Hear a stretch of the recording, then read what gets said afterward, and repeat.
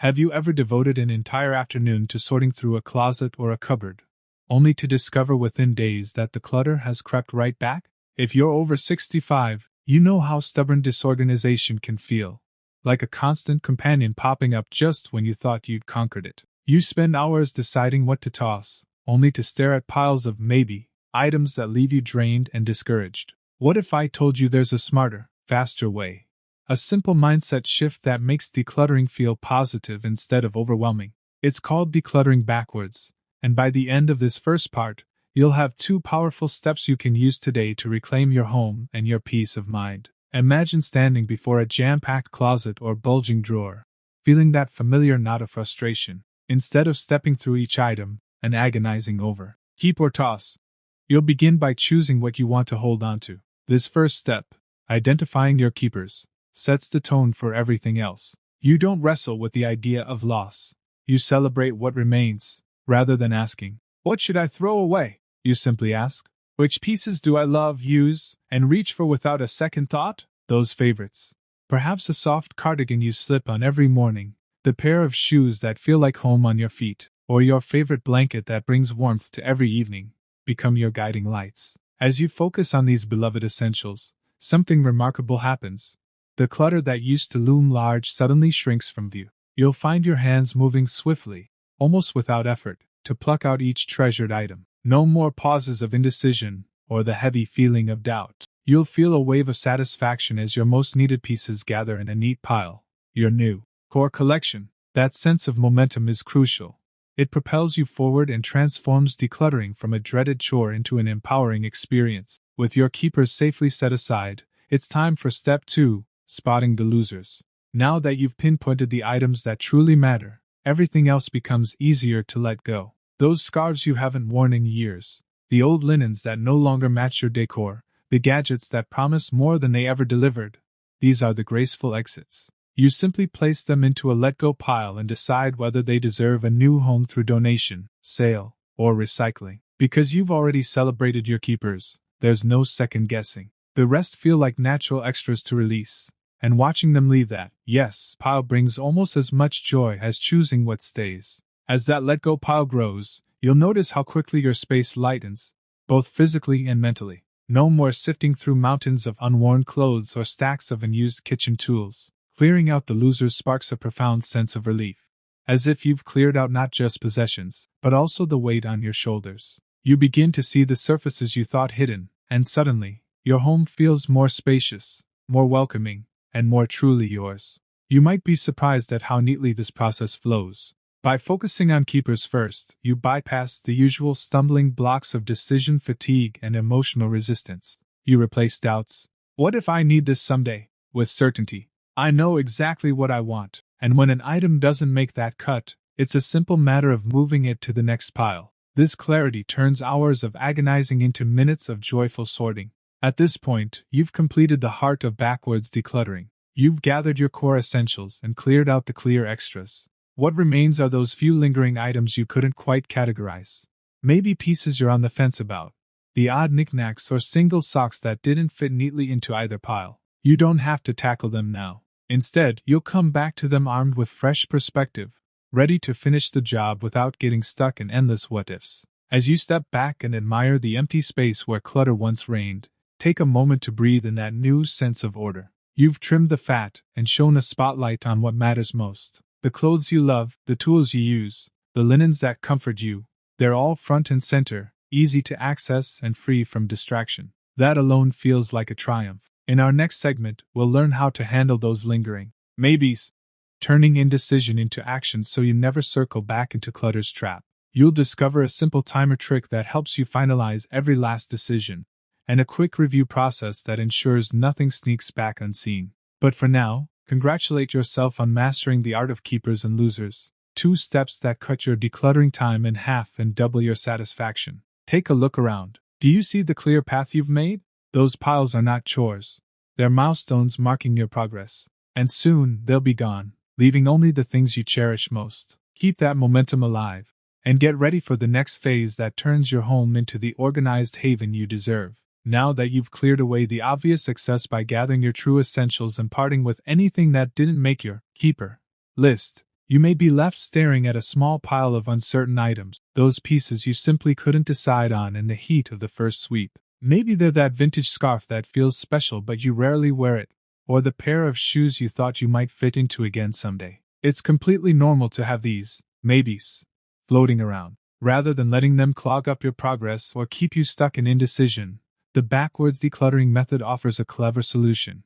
Tuck them away, give yourself a clear period of time, and then revisit them with fresh eyes. This third step is all about turning indecision into action without guilt or second guessing. Picture yourself placing those maybes into a single box or container. Label it, maybe, and note today's date, no longer than 30 days into the future. Then, set the box in a corner, out of sight but in your home's memory, so you won't forget it exists. This simple act brings immediate relief because you're giving yourself permission to pause on those tough calls. You're saying, I'm not ignoring these, I'm just choosing a better moment to decide. And that psychological break is powerful.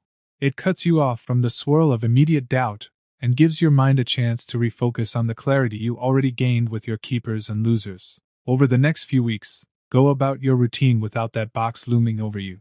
You'll find that many of those once precious maybes lose their emotional grip. As you wear your favorite sweater or use your go-to tools, the memory of the maybes fades, and their importance naturally dims.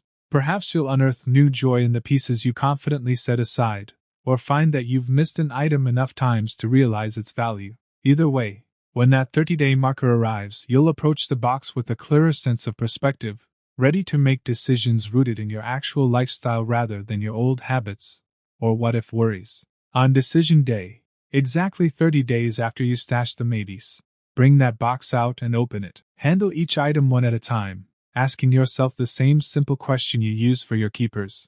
Will I reach for this without a second thought? Does it bring me genuine pleasure or practical use? If the answer is yes, place it gently into your keepers. If not, place it with your losers for donation, sale, or recycling. Because you're working with a curated set of items that have already sat on the fence for a month, striking that final balance feels quick and decisive. There's no wallowing in endless what-ifs, no guilt over hurried decisions, just the clear, confident act of choosing what truly earns its space in your home. Many people find this step surprisingly freeing. In that 30-day interim, you've already lived without those items, and you may realize you barely missed them, or you may discover you did miss a particular piece.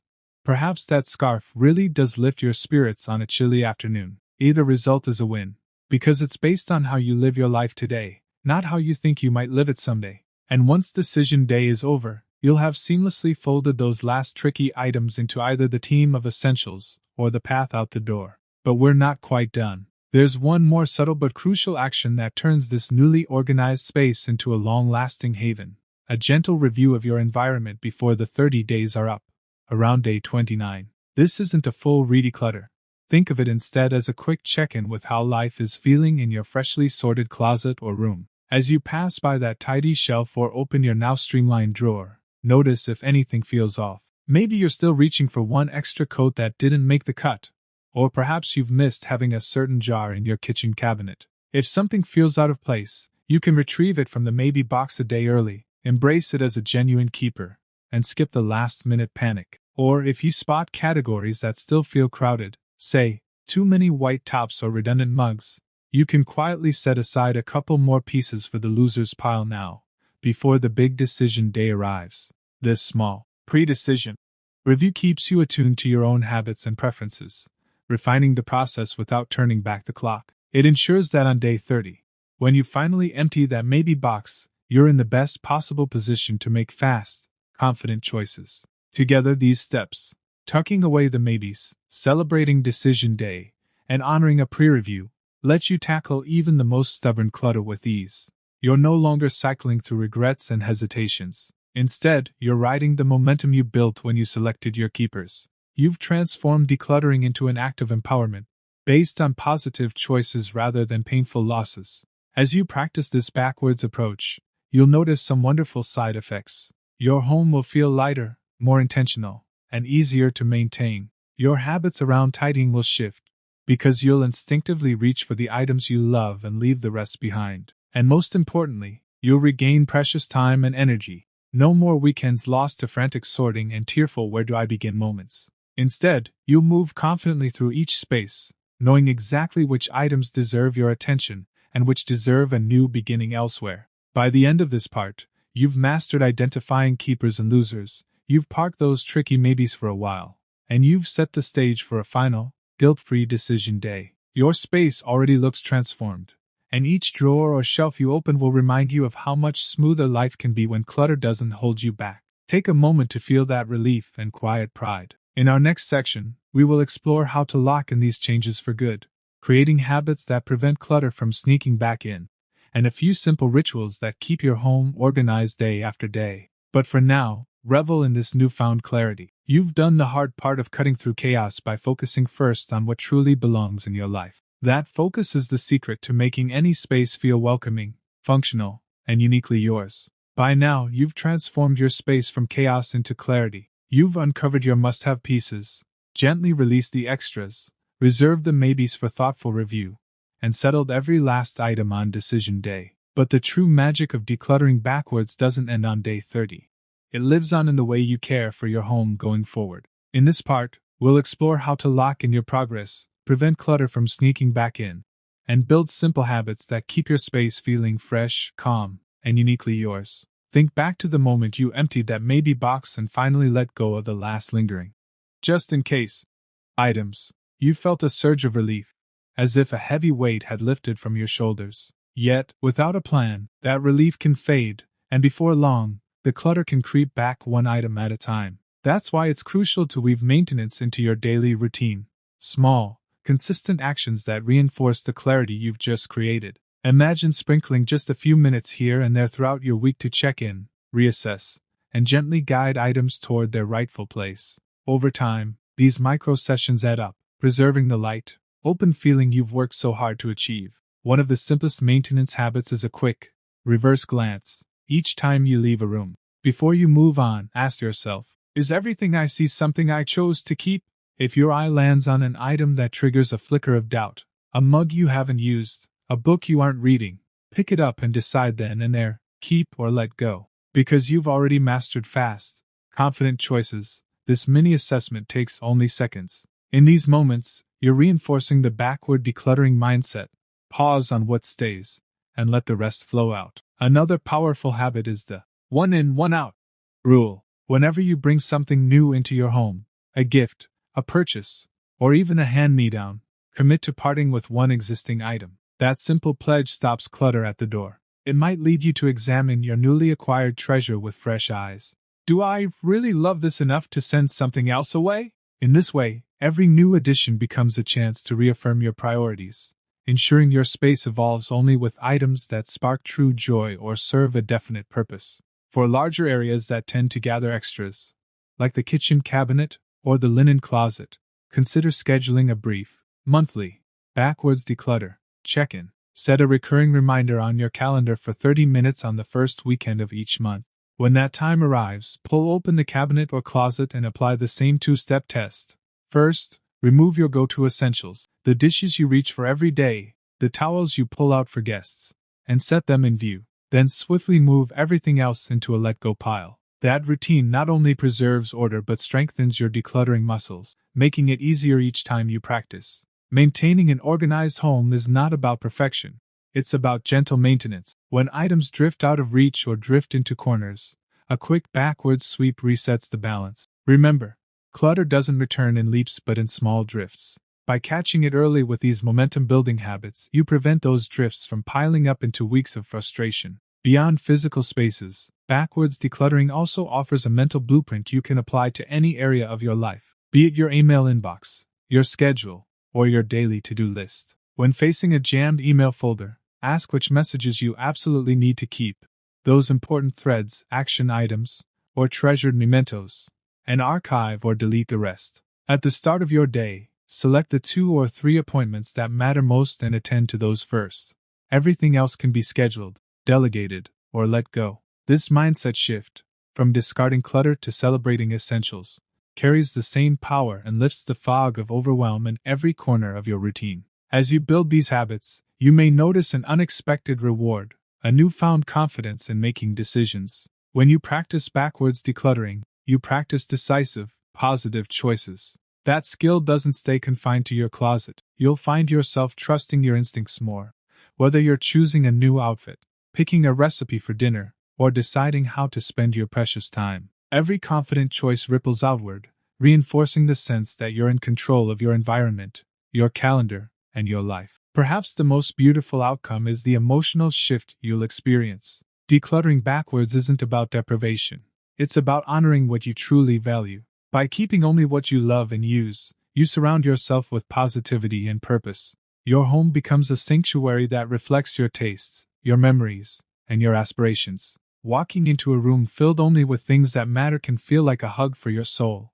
A daily reminder that life is meant to be enjoyed, not endured. And because you're living with intention, the clutter that used to tug at your attention fades into memory. Instead of eyes darting across crowded surfaces, you see open spaces, easy pathways, and the objects that bring you joy. Your energy shifts from maintenance anxiety to creative inspiration. Perhaps you'll start a new hobby, invite friends over to share your beautifully simplified home, or simply relish the peace of mind knowing that everything has its place. Now take a moment to imagine opening your front door and immediately inhaling the calm clarity you've created. No more tripping over shoes by the entryway or rummaging through a sea of papers on the kitchen counter. Instead, you find a welcoming area that guides you in.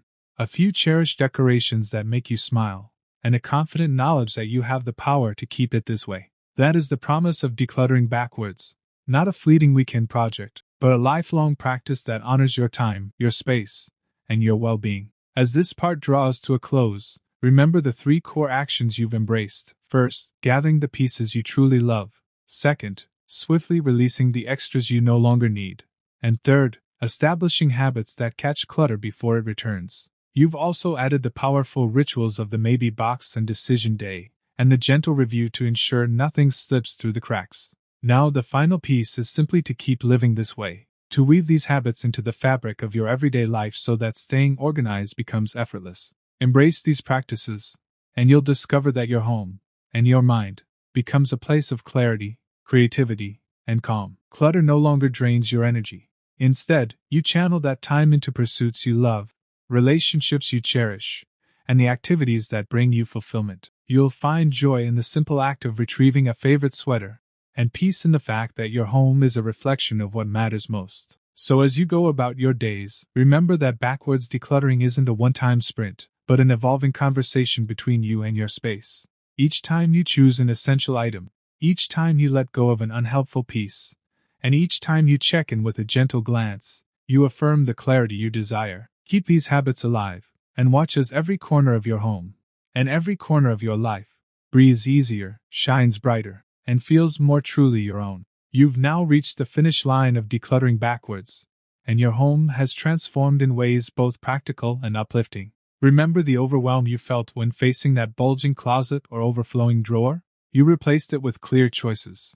First gathering only the items you love and use, then swiftly parting with the rest, and finally resolving any lingering maybes. Now your spaces feel lighter, your routine smoother, and every room reflects what truly matters to you. But the real magic of this method isn't just in that moment of triumph, it's in how you sustain it. Clutter doesn't return in great leaps, but in small drifts, a stray book here, an extra vase there. To keep your home feeling this fresh, weave a few simple habits into your daily life. Each time you leave a room, glance back and ask yourself, is everything here something I chose to keep? If an item sparks doubt, a mug you never reach for, a photo frame collecting dust, pick it up and decide its fate on the spot. Those 3-second checks prevent clutter from creeping back without wearing you out. Another cornerstone habit is the one in, one out rule. Whenever you bring something new into your home, a gift, a purchase, a hand-me-down, tuck away or let go of one existing item. That gentle trait ensures your spaces evolve only with things that bring you joy or serve a clear purpose.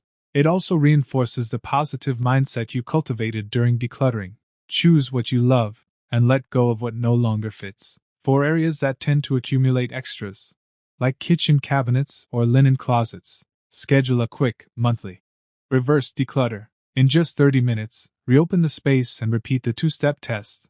Gather your true essentials first, then clear away everything else. These brief refreshes keep clutter from re-establishing roots and remind you how easy it feels to live with only what you value. As these habits take hold, you'll notice more than just tidy rooms. You'll find time you once lost digging through piles. Mornings will begin with ease because you can spot your keys without frantic searching. Meal prep becomes a pleasure when every pot and plate has its place. And perhaps most joyfully, you'll discover mental clarity. Space in your mind once cluttered by old items and, just in case, worries now reserved for creativity, relationships, and the activities you love most. Speaking of relationships, there's a wonderful side effect: the confidence to invite friends and family over without hesitation. No more apologizing for hidden messes or scrambling to shove clutter into closets before guests arrive. Instead, you'll welcome them with genuine pride, sharing not just your home but the calm, intentional way you live in it. Of course, life will always bring new objects into our orbit. Seasonal items, gifts from loved ones, that special antique you can't resist. If you ever slip into old habits, remember you have the Backwards decluttering roadmap at hand. A quick reverse glance or a gentle one-out swap is all it takes to reset your space. There's no need for all-day marathons or emotional backslides, just a few mindful moments to keep your home aligned with your values.